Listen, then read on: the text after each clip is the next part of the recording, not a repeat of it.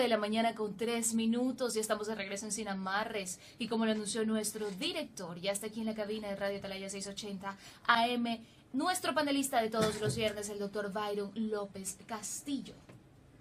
Queremos darle la bienvenida y con él vamos a abordar un tema realmente de mucha preocupación, por la cual en nuestro país hay muchos temas de preocupación, pero realmente vamos a darle la trascendencia, ¿no?, y la importancia que amerita, porque pone en serio riesgo la institucionalidad, el Estado de Derecho y la vida material de los ecuatorianos.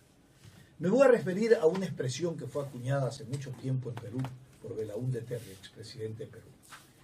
Cuando el narcoterrorismo atacó a la fuerza pública, a los policías y militares especializados en controlarlos, los secuestró y con un acto terrorista asesinó a muchos de ellos. Después la historia del narcoterrorismo en Perú y en Colombia no es manifiesta, lo conocemos. Han atacado no solamente estructuras de lo que es el Estado, de la sociedad civil, las propiedades del Estado, con actos terroristas. Han secuestrado, han matado, han creado propias geopolíticas territoriales, estados dentro de un estado, y han hecho del miedo a que somete el narcoterrorismo a la sociedad prácticamente su paraguas de inmunidad. Y por último, para firmar la paz, se les entrega grandes concesiones para incorporarlos a la vida civil y política, olvidándose del gran mal histórico que han hecho cada una de las sociedades donde se desarrollaron estas prácticas terroristas y del narcotráfico. El Ecuador, y decía y sigo insistiendo, nosotros importamos la guerra y otros firmaron la paz. Colombia firmó la paz. Para nosotros el Ecuador, esa paz vino acompañado de una activación subversiva, de una activación del narcoterrorismo, porque ahora ya no es la lucha armada para la toma del poder cuando había estos grupos insurgentes. Ahora se unieron con el narcotráfico y se convirtió en el narcoterrorismo. El narcoterrorismo, que a través del miedo somete a las sociedades, no solamente en la base material, en la vida material, sino en su estructura institucional, es un mal social que debemos a tiempo advertir y parar las consecuencias y hacia dónde nos va a llevar. Le damos la bienvenida a nuestro invitado y abordaremos en su análisis este tema. Buenos días y bienvenido. Muchas gracias. Buenos días, distinguidos amigos oyentes. Alguien me decía ayer que lo que pasó en San Lorenzo es lo que no debió habernos pasado nunca. Y alguien dijo, eso es lo que todavía no nos pasaba y ya nos está pasando. Es grave lo que sucedió en San Lorenzo y en Esmeraldas. Es grave porque definitivamente, como usted anota en su primera intervención esta mañana, es la unión del narcotráfico con los terroristas. Eso es indudable e innegable. Nadie puede decir lo contrario. Las Fuerzas Armadas Revolucionarias Colombianas, que tienen a Colombia enredada en una etapa de sangre y de violencia durante 50 años, entendieron que no podían llegar al poder como pretendieron, mediante el uso de la Fuerza Armada. Y esa guerrilla de pronto se convirtió entonces en un instrumento de narcotráfico. Y por eso se llama la narcoguerrilla. Los narcotraficantes, que constituyen una lacra mundial que tiene sometida a la humanidad a una etapa de vergüenza y de miedo y de todo, han aprovechado esta circunstancia sociopolítica de ese país para organizarse en forma tal que constituyen fuerzas poderosas que quieran destruir las sociedades en donde se meten. El Ecuador, ventajosamente hasta este momento, sigue constituyendo una isla de paz, si puede llamarse así, comparado con lo que son Colombia, Venezuela, México, entre otros países. Aquí todavía podemos respirar paz. El paréntesis que ha habido de una etapa de controversia felizmente superada tras los 10 años de Correa, le devuelve tranquilidad al Ecuador. Por lo tanto, este país de paz no puede convertirse de la noche a la mañana en lo que Francisco Huerta Montalvo, con gran oportunidad y hace algún tiempo en un análisis político que hizo ante la opinión nacional, dijo que el Ecuador podía o estaba ya convertida en una narcodemocracia. ¿Qué es lo que pasaba en San Lorenzo? Un atentado planificado, porque no puede ser eso producto de la improvisación. Atacar un cuartel de policía, un objetivo concreto para demostrar que la fuerza del terrorismo no tiene límite, significa que eso fue planificado con anticipación. Destruir un cuartel policial y algunas casas, creo que 40 o 50 casas aledañas, destruidas totalmente, ventajosamente, por razones que deben investigarse, por qué no han habido muertos, entonces significa que el Ecuador debe entender que este es un problema que tiene que enfrentarlo ya. El Ecuador, uno de los grandes defectos que tiene, y hay que decirlo concretamente, es que siempre tomamos medidas luego que se producen los acontecimientos. Ahí surgen las frases hermosas, llegaremos hasta las últimas consecuencias, investigaremos hasta el final, se están moviendo tales y tales organismos para ver qué es lo que pasó. ¿Por qué estos organismos que ahora se dicen que se van a movilizar después de lo de San Lorenzo no actuaron con anterioridad? Cuando era público y notorio, y lo sabía la sociedad y la prensa lo ha dicho en muchas ocasiones, el norte del país, tanto en la costa como en el oriente, estaba en manos del narcoguerrillero. Lo que pasó en Angostura, un ejemplo, se metió el ejército de la FARC en territorio ecuatoriano. Y eso significó que Colombia, para desalojarlos, tuviera que bombardear Angostura, y fue un escándalo nacional. Con justa razón se dijo que se atacó la soberanía nacional. Pero ya sabían que esa gente estaba aquí y nada se hizo para evitar que se vaya o haber impedido que entre. Lo mismo está sucediendo ahora. Frente a este panorama, nuevamente insisto y voy a ser insistente hasta que las fuerzas me permitan hacerlo, es indispensable que la sociedad ecuatoriana, nosotros, los ecuatorianos, hagamos sentir nuestra presencia en el escenario nacional. No estamos ya en el momento de simplemente oír y escuchar frases bonitas que arrancan aplausos a veces y otros rechazos, sino para demostrarle al mundo que la sociedad ecuatoriana está de pie. Y esta es la excitativa que quiero hacer yo en este programa. Y ojalá lo hagan otros medios de comunicación. La sociedad tiene que sacudirse, la sociedad tiene que levantarse. No podemos decir nada respecto a lo que pasará el 4 de febrero, pero esa consulta significa un levantamiento del pueblo, porque así duele que va a llevar esa consulta. En este terreno que estamos comentando de San Lorenzo, le corresponde al pueblo ecuatoriano, a las fuerzas vivas, a todos los sectores de opinión, de lucha, de permanente actividad, hacer oír su voz, su reclamo, su rechazo, su protesta y la decisión firme de no permitir que aquí nos convirtamos en México o en Colombia. Ahora, aparte de esta observación, oigo por ahí que la Asamblea está llamando a determinados funcionarios públicos para que expliquen qué ha pasado. La Asamblea Nacional es un organismo que ha perdido credibilidad en el país. Esto lo decimos con toda frontalidad. Ni fiscaliza ni legisla. No permite ningún acto que lleve a conclusiones positivas en beneficio del país. Para todo hay un dique, una pared, un muro que impide que se vaya llegando a lo que el país quiere. Ahí están las fiscalizaciones que iban a hacer, no han hecho. Las interpelaciones, llamamientos a juicios políticos que dijeron que iban a hacer, no han hecho, por una serie de obstáculos premeditadamente concebidos en la ley, precisamente para evitar que haya una profunda fiscalización.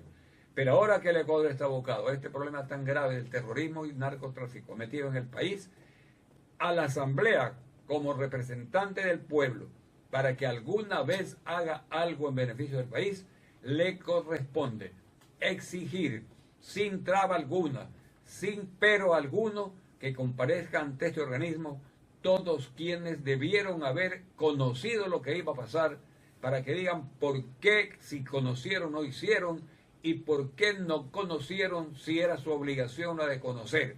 Hay organismos de inteligencia que al único que se dedicaron fue a investigar la vida íntima de cada opositor político.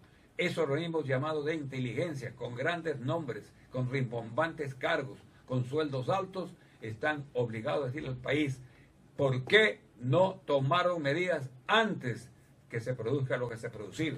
Porque venir a decir que vamos a hacer de aquí en adelante lo que debemos hacer, eso es tiempo perdido. Eso es retórica.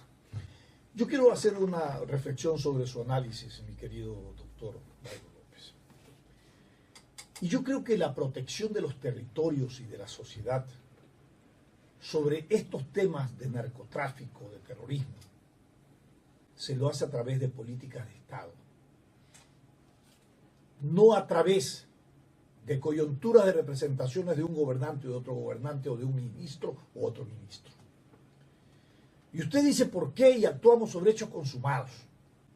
Lo primero que tenemos que reconocer es que existe este hecho social grave en la sociedad ecuatoriana. ¿Y quién tiene que reconocerlo? Desde la estructura del poder hay que reconocerlo para adoptar políticas globales, públicas de defensa del territorio o de lo que llamamos el territorio o el límite de la vena abierta de las naciones o de los límites de cada sociedad. Sin embargo, acordémonos que el expresidente Rafael Correa, cuando yo hablo de que primero que hay que reconocer el hecho como tal, a estos grupos ni siquiera los declaró como grupos terroristas, mucho menos narcotraficantes, y les dio la categoría de insurgentes. Eso es no reconocer la realidad y la evolución que han tenido estos grupos que se formaron inicialmente dentro de la filosofía y el ideal de que la lucha armada era la vía para la toma del poder, y luego se contaminaron con todas estas formas de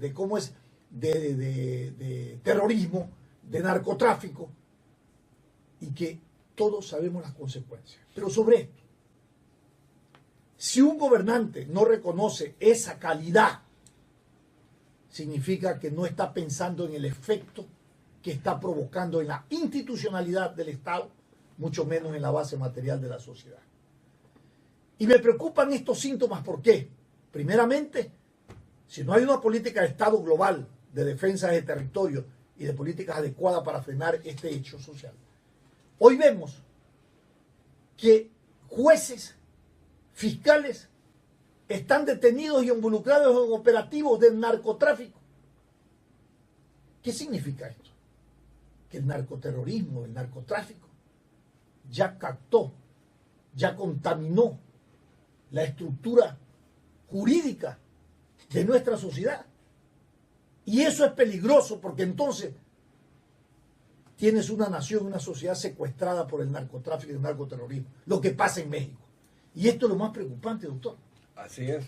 Por eso el programa esta mañana está orientado a plantear con mucha claridad, con mucha frontalidad, esta realidad dolorosa que nos puede venir, pero que hay que evitarla.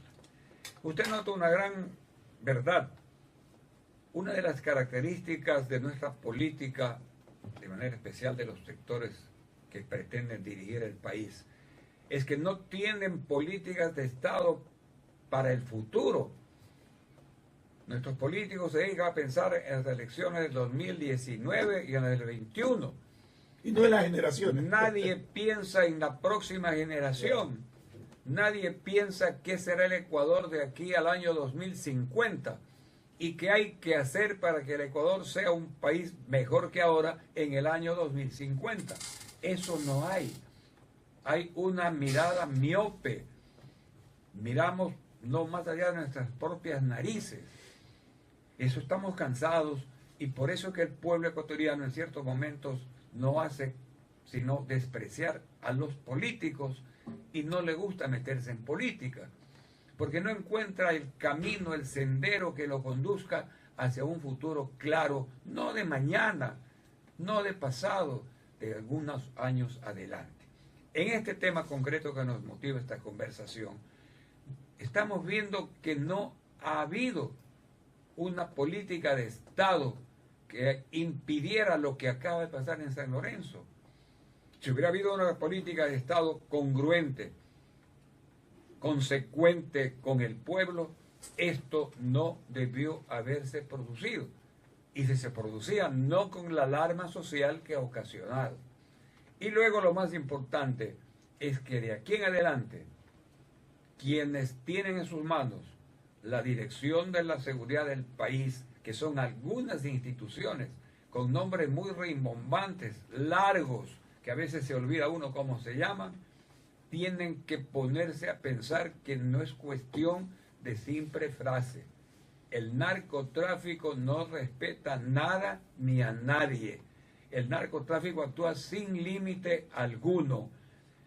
Impone épocas de corrupción.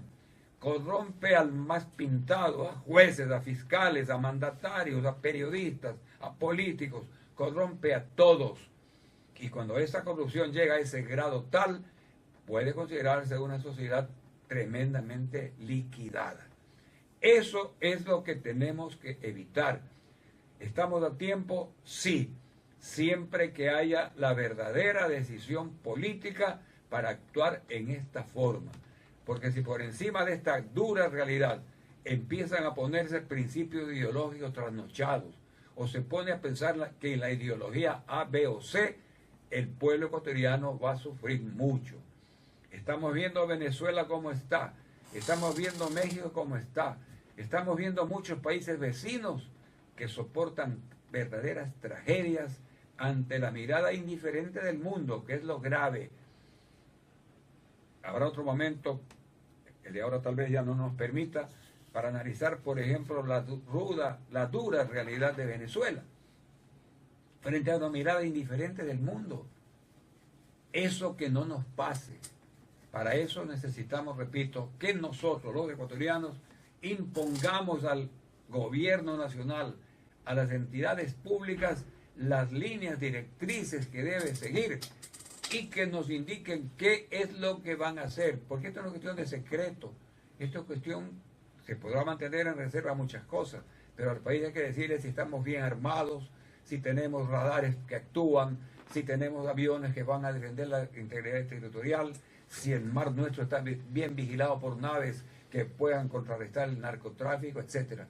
Esas cosas tienen que decirnos para estar seguros que vamos a poder vivir con tranquilidad y siguiendo en un país de paz. Si no, pues las condiciones van a ser muy duras. Y hay otro hecho que al momento no está apareciendo como un peligro, pero puede aparecer en cualquier instancia. Ya Brasil lo está advirtiendo. Brasil acaba de anunciar que va a restringir el paso de venezolanos, porque con la presencia de venezolanos se mezclan toda clase de delincuentes y terroristas que, fingiendo ser venezolanos, pasan a otros países con otros objetivos distintos.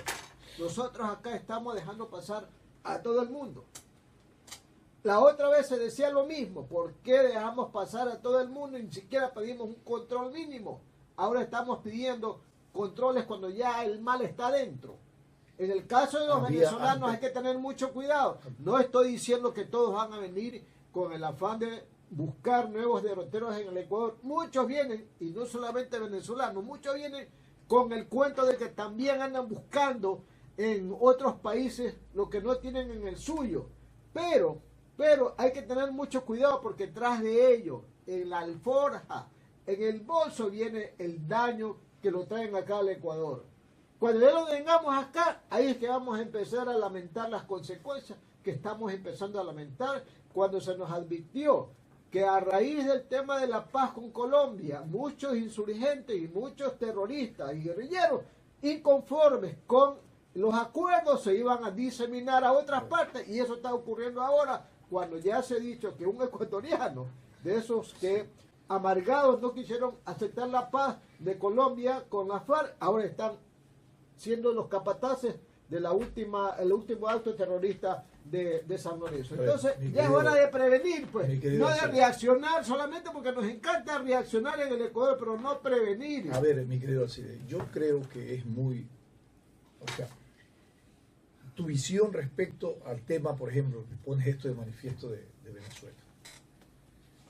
una migración de Venezuela acá en nuestro país no trae implícito este riesgo del tema del narcotráfico. Pero es el pretexto para otro. Espera, déjame concluir, porque esto puede crear una alarma en tanta gente venezolana que hay aquí. Pero sí, por ejemplo, en el tema de Colombia, en la frontera con Colombia y con Perú, fíjate esto es muy importante. Antes se pedía el pasado judicial, ¿te acuerdas? Claro. Vino el presidente Rafael Correa y dijo que no, que en el derecho de la transitabilidad humana no puede someter a sospecha a nadie, hasta mientras sobre hechos no se concrete su conducta. Claro, y dijo, elimine cómo es la historia, la historia judicial. Entonces vinieron los cubanos, vinieron muchos colombianos, claro, vinieron peruanos, muchísimos, que después se regresaron porque mejoró la condición de vida de Perú, pero aquí había un ejército de peruanos. En lo que habla el doctor Bayron, son ese tipo de políticas de Estado que tienen que establecerse, de controles, de fronteras vivas. Oiga, el otro día decíamos una cosa, ¿se acuerda, mi querido Alcide? ¿Se acuerda cuando se firmó la paz con Perú? Bueno, ok. Se anunciaron 3.500 millones en aquella época de inversión para tener fronteras vivas, activas, productivas, dinámicas, ¿no?, de cooperación, ¿no?, y de seguridad. Hoy el hito donde se firmó la paz con Perú, ni siquiera lo encuentran en su coordenada porque está arrasado por una montaña vegetal. Se puede actuar políticamente desde la función del Estado de esa manera tan irresponsable. No puede ser. Eso es lo que estamos notando, que aquí no hay verdaderas políticas de Estado. Es una falla tremenda en muchos ámbitos de la vida nacional. Políticas de Estado de educación no tenemos una concreta. En relaciones exteriores no tenemos. En la seguridad nacional no hay. No hay una política de Estado que permita que el gobierno que viene, sea cualquiera, continúe con esa política que es el otro, que es en función del Estado y no del partido que gana la elección. Aquí nos ha dado un ejemplo Chile, al que mencionamos alguna oportunidad. Derrocado Pinochet, la Concertación Nacional elaboró un programa de gobierno para salvar a Chile de la hecatombe en la que llegaba Pinochet, y la Concertación Nacional se comprometió a cumplir con ese pacto. Y pasaron gobiernos socialistas, demócratas, cristianos, de todas clases de ideología. Hasta la derecha. Bachelet, todos han llegado, ¿para qué? A cumplir con ese programa. Y lo van a cumplir ahora. Lo dijo Piñera que lo va a cumplir. ¿Por qué? Porque es un programa a largo plazo para sacar al país adelante, no al partido que gana y atacar al que se va. Porque aquí tenemos la política equivocada de lo que hice yo. Está bien hasta que estoy yo. Cuando yo me voy y viene usted, deshace lo que yo hice. Pongo lo que yo quiero. Así es, esa es la política en que vivimos. Entonces eso no puede ser. Ojalá esta política cambie frente a las realidades tan duras como las que nos toca. Demos paso a un mensaje, a una Así es, cuando son las 7 de la mañana con 27 minutos. Monje Ernesto nos dice, excelente labor periodística de Radio Atalaya. Saludos. Así que, un fiel oyente, muchas gracias. Muchas gracias a ustedes y gracias por estar en sintonía de nuestro programa. Pero quiero decir algo al final de su reflexión, doctor, que realmente nos ha orientado muchísimo. El primer derecho de los ciudadanos es vivir en un ambiente de paz y de seguridad. Derecho humano. El primer derecho humano de los ciudadanos es vivir en un ambiente de paz y seguridad. Y la primera obligación del Estado es proporcionarse. Esa es una función del Estado. Creo que se confunde que el Estado tiene que estar metido hasta en la vida privada de uno. Esa es la parte ideológica equivocada. El Estado fue creado para eso, para dar garantía al ciudadano, seguridad jurídica, planificar lo que debe ser en función del porvenir de un país. Aquí no tenemos eso, desgraciadamente. Y hay que exigir a los políticos que están surgiendo ahora y pedirle a la juventud, y aquí viene un mensaje muy especial para la juventud, que entienda que es ella la que tiene también que hacer sentir su voz y su presencia en la vida nacional. La juventud. Está bien ahora la tecnología moderna que permite que uno se comunique con el mundo apretando un botón con el Twitter y el Facebook y todas estas cosas modernas, pero eso no significa que la juventud, por estar dedicada a tuitear o a facebookear, llamémoslo así, se olvide de la realidad nacional. El joven está obligado a entender que él es el forjador de los destinos del país. Ojalá este mensaje lo entiendan y lo entendamos nosotros también. Muchísimas gracias a nuestro invitado, nuestro panelista, el doctor Byron López. Hemos terminado, le deseamos un feliz fin de semana y solo queremos decir que lo que continúa es Fernando Aguayo